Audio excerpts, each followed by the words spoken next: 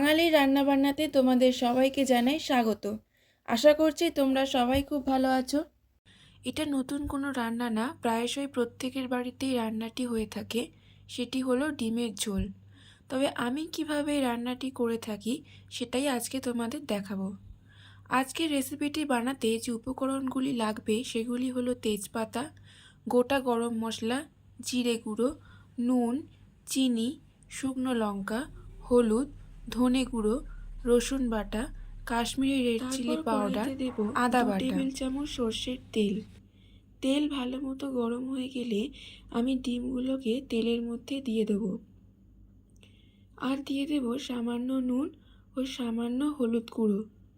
Minute 2 সময় নিয়ে ডিমগুলোকে হালকা করে ভেজে নেব। তারপর আলুগুলোকে নুন হলুদ দিয়ে হালকা নেড়ে চেড়ে তুলে নেব। তেল গরম হয়ে যাওয়ার পর গোটা জিরে, তেজপাতা, গোটা গরম মশলা, শুকনো লঙ্কা দিয়ে দেব। তারপর পেঁয়াজ কুচি দিয়ে দেব।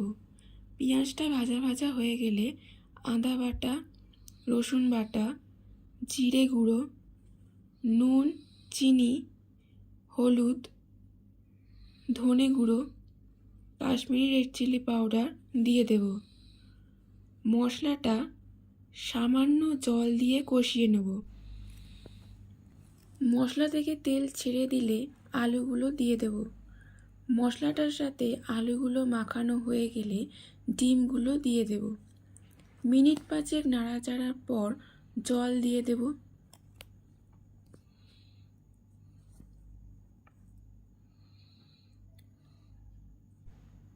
তারপর ঝোলটা ফুটে উঠলে গরম মশলা দিয়ে দেব।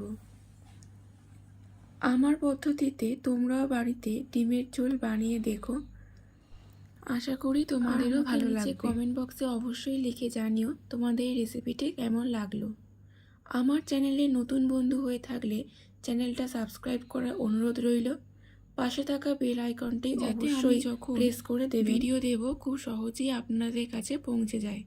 আজকের মতো এই পর্যন্ত।